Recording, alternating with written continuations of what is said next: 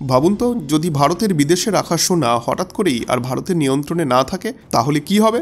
আর সেই সোনার পরিমাণ যদি হয় ৩০০ টনেরও বেশি। এখন আমি যে কথাটি বললাম এটি জাস্ট একটি থিওরি নয়, বরং ট্রাম্প আসার পরে এটি একটি রিয়াল বিপদ হয়ে দাঁড়িয়েছে ভারতের জন্য। বন্ধুরা, এখন যেটা হচ্ছে সেটা সাধারণ কোনো ইকোনমিক ঝামেলা নয়। ট্রাম্পের ট্যারিফ নীতিতে যেভাবে র্যাপিড চেঞ্জ আসছে তাতে ভারতের জন্য একটি নতুন ফিনান্সিয়াল ক্রাইসিসের বেস তৈরি হচ্ছে, কারণ এই বদলগুলির সরাসরি এফেক্ট পড়ছে ভারতের বিদেশে রাখা সোনার ওপর। বিশেষ করে লন্ডনের দুটি major bank, bank of England এবং ব্যাংক অফ ইন্টারন্যাশনাল সেটেলমেন্টস, এই দুটি ব্যাংকে মিলিয়ে ভারতের মোট ৩২৪ টন সোনা রয়েছে। এই সোনা বছরের পর বছর ধরে সুরক্ষিত ছিল, কিন্তু এখন সেটাই এক প্রকার ঝুঁকির মুখে। আর এর পেছনে যাকে মূল দায়ী হিসেবে দেখা হচ্ছে সেটি হলো আমেরিকা। অনেক বড় বড় বিজনেসম্যান যারা এতদিন তাদের গোল্ড ব্যাংক অফ ইংল্যান্ডে স্টোর করে রেখেছিল, তারা এখন হুট করেই সেটাকে উইথড্র করে আমেরিকাতে শিফট করে দিচ্ছে। একটা বড় পার্সেন্টেজ অলরেডি আমেরিকাতে পৌঁছেও গেছে। এখন প্রশ্ন হলো, এই পুরো কাণ্ডে ভারতের সোনা ব্যাংক অফ ইংল্যান্ডে কিভাবে ফেসে গেছে, আর ভারত এই সোনাকে কিভাবে আবার নিজের দেশে ফিরিয়ে আনতে পারবে? কারণ ভবিষ্যতে ইউকে যদি আমেরিকার মতো কোনো স্ট্রিক্ট পলিসিকে ফলো করে তাহলে এই সোনা ফেরত আনা কঠিন হয়ে যাবে।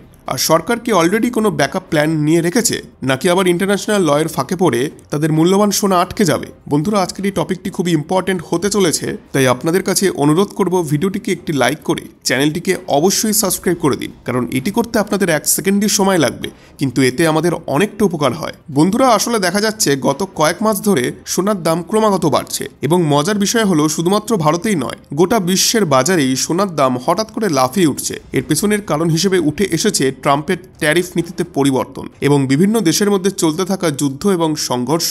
এর ফলেই অনেক দেশের মুদ্রা তাদের মূল্য হারাতে শুরু করেছে। এর সবথেকে বড় উদাহরণ হলো আমাদের সামনে, যে কিভাবে ভারতীয় টাকা ডলারের তুলনায় দিনে দিনে দুর্বল হয়ে পড়ছে।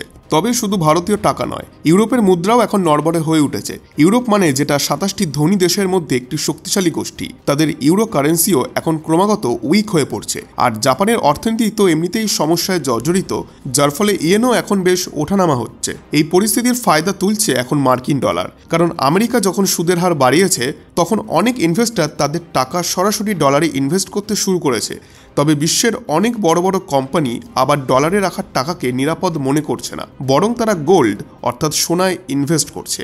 মানে ব্যাপারটা এমন দাঁড়িয়েছে, সোনার ডিম্যান্ড এখন তুঙ্গে, যার ফলে সোনার দাম একেবারে আকাশ ছুঁয়ে ফেলেছে। আর এই সোনার দাম হঠাৎ করে এত বেড়ে যাওয়াতেই ভারতের ওপরে বড় চাপ পড়েছে। তথ্য বলছে যে রিজার্ভ ব্যাংক অফ ইন্ডিয়ার কাছে এখন প্রায় 876 টন সোনা মজুত আছে। এর মধ্যে 510 টন সোনা ভারতে নিরাপদ ভল্টে রাখা আছে, যেটা একেবারে নিরাপদ, কিন্তু বাকি প্রায় 366 টন সোনা রাখা আছে বিদেশে। আর তার একটা বড় অংশ প্রায় 324 টন রাখা আছে ব্যাংক অফ ইংল্যান্ড আর ব্যাংক অফ ইন্টারন্যাশনাল সেটেলমেন্টসের কাস্টাডিতে। আসলে গত কয়েক বছর ধনতেরাসের সময় ভারত ব্যাংক অফ ইংল্যান্ড থেকে প্রায় 102 টন সোনা ফিরিয়ে নিয়ে এসেছিল। তবে এখনও যেটুকু সোনা ফেলে রাখা হয়েছে সেটাই এখন বিপদের মুখে পড়েছে। আর এই ঝামেলা শুরু হয়েছিল ডোনাল্ড ট্রাম্পের নির্বাচনী প্রচার থেকেই। তখনই তিনি বলে ফেলেছিলেন যে তিনি যদি জেতেন তাহলে অনেক দেশের ওপর 100% ট্যারিফ বসাবেন, আর সেই তালিকায় ব্রিক্স দেশগুলো ছাড়াও ভারতও থাকবে, এমন হুঁশিয়ারিও তিনি দিয়েছিলেন। এখন ট্রাম্প শুধু ভারত বা ব্রিক্স দেশগুলিকেই নয়, ইউরোপকেও সরাসরি টার্গেট করতে শুরু করেন। আর তারপর থেকেই যেসব দেশের সোনা ব্রিটেনের ব্যাংক অফ ইংল্যান্ডে জমা ছিল তারা এক এক করেই সেই সোনা আমেরিকা ট্রান্সফার করতে আরম্ভ করে। কিন্তু ট্রাম্প প্রেসিডেন্ট হওয়ার পর তো ব্যাপারটা আরও ভয়াবহ হয়ে উঠেছে। এমন হারে দেশগুলি ব্যাংক অফ ইংল্যান্ড থেকে সোনা তুলে নিচ্ছিল যে অনেকে সন্দেহ করতে শুরু করে এই ব্যাংকগুলি কোথাও ডিফল্ট তো করবে না। আর যদি সত্যি ডিফল্ট হয় তাহলে যেসব দেশের বহু টন সোনা এখানে রাখা আছে তাদের জন্য বিশাল বিপদ হয়ে যাবে। আর এখন ঠিক এমন কিছু চিন্তার মতো ঘটনা ঘটতে শুরু করেছে যেটা সবাইকে সিরিয়াসলি ভাবতে বাধ্য করছে। আগে কি হতো জানেন? যখন কোনো দেশ তাদের সোনা বা টাকা ফেরত চাইতো তখন ব্যাংক অফ ইংল্যান্ড বলতো যে 2 থেকে 5 দিনের মধ্যে দিয়ে দেবো, কিন্তু এখন কি হচ্ছে? এখন তারা সরাসরি বলছে 2 থেকে 4 দিন নয়, বরং প্রায় 2 থেকে 3 মাস অপেক্ষা করতে হবে। এমনকি নির্দিষ্ট সময়ের মধ্যেও তারা ফেরত দিতে পারছে না। অনেকে তো এমনটাও বলছে যে সোনা আদৌ ব্যাংকের কাছে আছে তো? আমরা যে এতদিন ধরে এত পরিমাণ সোনা ডিপোজিট করলাম সেগুলি কি আদৌ ব্যাংকের কাছে আছে নাকি অন্য কোথাও চলে গেছে? আর যদি কারোর হাতে গিয়েও থাকে তাহলে কি তাদের উপরে ভরসা রাখা উচিত? বিশেষ করে ভারত ও অন্যান্য দেশ যারা এই ব্যাংকে সবথেকে নিরাপদ জায়গা মনে করে সোনা রেখেছিল তাদের কপালে এখন চিন্তার ভাঁজ পড়ে গেছে। এখন প্রশ্ন উঠছে, সোনা কি আর ওদের কাছে আছে নাকি অন্য কোথাও চলে গেছে? তবে এগুলির আগে বুঝে নেওয়া দরকার যে ভারত বা অন্য দেশগুলি কেন তাদের সোনা বিদেশে রাখে। দেখুন, কোনো দেশে বড় ধরনের যখন বিপর্যয় ঘটে, যেমন যুদ্ধ, প্রাকৃতিক দুর্যোগ বা পলিটিক্যাল কোনো কনফ্লিক্ট, তখন যদি সব সোনা এক জায়গাতে থাকে সেটা সব থেকে বড় ঝুঁকি। তাই নিরাপত্তার কারণে সোনাকে বিভিন্ন দেশে ভাগ করে রাখা হয়। এটা এক ধরনের ইন্স্যুরেন্স পলিসি বলা যায়। আর লন্ডনের ব্যাংক অফ ইংল্যান্ডকে মনে করা হয় সব থেকে নিরাপদ জায়গাগুলির মধ্যে একটি, যেখানে সোনা রাখা মানে যেন দুর্গের তালা বন্ধ করে রাখা হয়েছে। আর একটা বড় কারণ হলো যে ট্রানজাকশন এখানে সহজ হয়, কারণ অনেক সময় দেশগুলি নিজেদের মধ্যে ট্রেড করার সময় সোনা দিয়েই পেমেন্ট করে। যদি সোনা আগে থেকেই লন্ডনে রাখা থাকে তাহলে পেমেন্ট করতে আর আলাদা করে ট্রান্সফার করার ঝামেলা থাকে না। আর এই সিদ্ধান্তের পেছনে শুধু বর্তমান পরিস্থিতি নয়, একটি ঐতিহাসিক কারণও আছে। ভারত সহ অনেক দেশের সোনা আগে থেকেই ব্রিটেনে রাখা ছিল, কারণ একসময় এরা ব্রিটিশ সাম্রাজ্যের অংশ ছিল। তখন থেকেই এই ব্যাংকগুলির সঙ্গে সম্পর্ক তৈরি হয়।